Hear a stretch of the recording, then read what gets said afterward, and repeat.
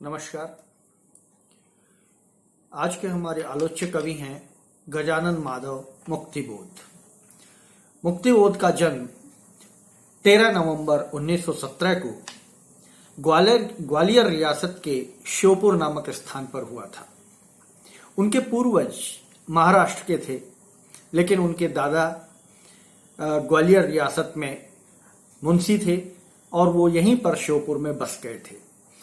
उनके दादा का संबंध राजस्थान की टोंक रियासत से भी था, क्योंकि उस समय टोंक रियासत ग्वालियर रियासत के अंडर में आती थी, ग्वालियर रियासत के अधीन थी। तो उन मुक्तिबोध के दादा टोंक रियासत की भी मुंशीगिरी का काम किया करते थे। तो राजस्थान से भी मुक्तिबोध का कहीं ना कहीं दूर से संबंध रहा है। मुक्तिबोध के पिता माधव मुक्तिबोध पुलिस इंस्पेक्टर थे ग्वालियर में और बहुत धार्मिक प्रवृत्ति के ईमानदार पुलिस इंस्पेक्टर थे। क्योंकि मुक्तिबोध से पूर्व उनके 2 भाइयों का निधन हो चुका था, इसलिए मुक्तिबोध को बड़े लाड प्यार से राजकुमारों की तरह पाला गया था। 8 वर्ष की उम्र तक तो मुक्तिबोध को अर्दलीही कपड़े पहनाया करते थे, बग्गी में बैठाकर घुमाने ले जाया करते थे, उनकी सारी जिद पूरी की जाती थी। तो मुक्तिबोध का बचपन जितना ऐशो आराम में बीता, उनका बाद का जीवन उतना ही अर्थाभाव और संघर्ष में बीता। क्योंकि पिता ईमानदार पुलिस ऑफिसर थे, इसलिए अपने पीछे कुछ भी नहीं छोड़कर गए। मुक्तिबोध ने स्नातक करने के बाद एक स्कूल में अध्यापक की नौकरी की।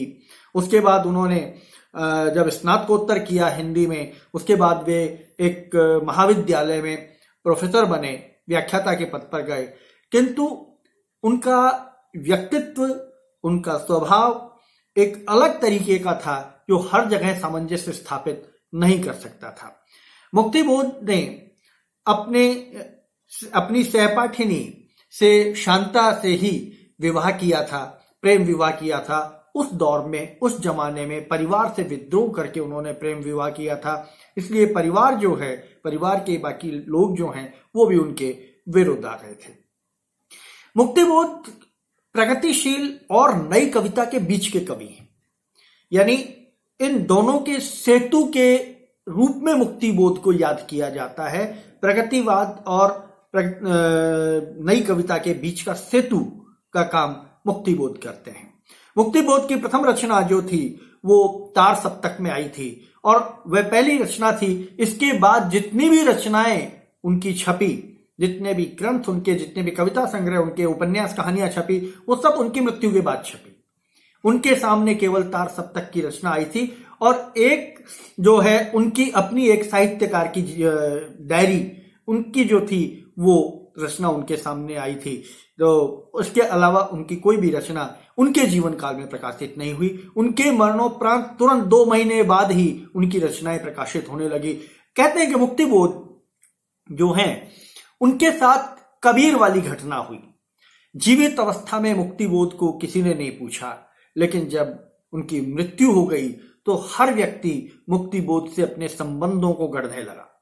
जैसे कबीर अपने जीवन काल में विवादास्पद रहे, लेकिन मृत्यु के बाद फूलों को बटोरने के लिए उनकी चादर भी छोटी पड़ गई। वही हाल मुक्तिबोध के साथ रहा। तो मुक्तिबोध जो है अपने जीवन काल में संघर्ष उन्होंने बहुत किए, संघर्ष में ही रहे। 1939 में शांता जी से उन्होंने प्रेम विवाह किया और 1942 के आसपास वो वाम पंथ की ओर झुके। यहां से उनकी विचारधारा वामपंथी विचारधारा हो गई। 1953 से उन्होंने स्वतंत्र रचनाएं करना प्रारंभ किया, यानी एक रचनाकार के रूप में जो हम परिचय पाते हैं मुक्तिबोध का, वो 1953 में जन्मा था। रचनाकार मुक्तिबोध का जन्म 1953 में हुआ था। व्यक्तित्व मुक्तिबोध का जन्म 1917 में हुआ था। ये सारा समय चलता, लेकिन समय को कुछ और मंजूर था। मात्र 46 वर्ष की उम्र में पक्षाघात से उनका देहांत हो गया। बहुत छोटी सी उम्र में बहुत बड़ा काम मुक्तिबोध करके गए, उसके लिए मुक्तिबोध को सदैव याद किया जाता है। मुक्तिबोध, जैसा कि आपको बताया, प्रगतिवाद और नई कविता के बीच के साहित्यकार थे, बीच के कवि थे, इन दोनों के सेतु का काम करते थे।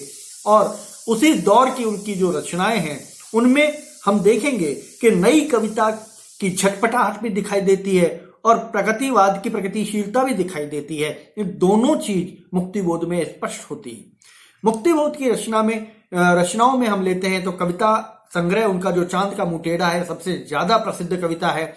उसके बाद भूरी भूरी, खाक धूल, कहानी संग्रह में हम लें तो काठ का सपना, उपन्यास उनका एकमात्र है विपात्र, कहानी संग्रह अतः सतह से उठता आदमी, आलोचना में लें तो कामायनी एक पुनर्विचार, नई कविता का आत्मसंघर्ष, नए साहित्य का सौंदर्य शास्त्र, समीक्षा की समस्याएं, एक साहित्यिक की डायरी, ये उनकी प्रमुख रचनाएं रही।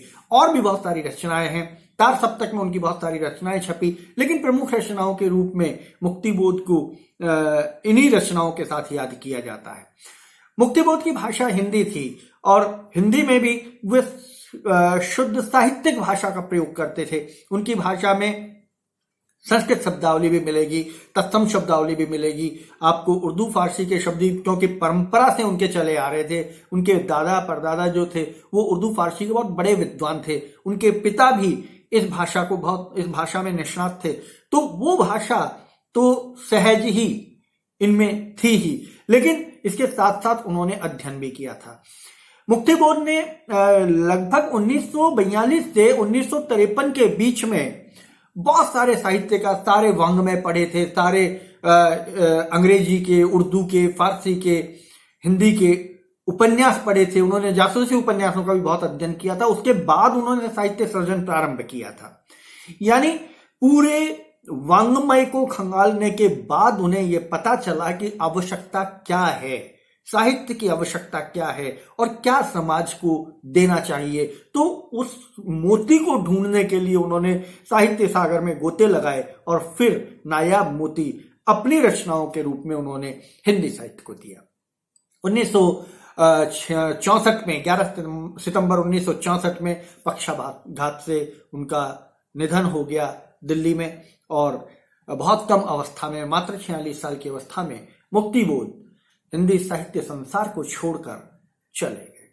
लेकिन मुक्तिबोध को एक जीवट कवि के रूप में, मुक्तिबोध को एक सच्चे कवि के रूप में, मुक्तिबोध को एक मार्गदर्शक कवि के रूप में हमेशा याद किया जाता रहेगा। जब भी मुक्तिबोध का आप अध्ययन करेंगे, मुक्तिबोध के व्याख्या खंड को देखेंगे, मुक्तिबोध की समीक्षा करेंगे, इस पृष्ठभूमि को जरूर याद रखिएगा। नमस्कार।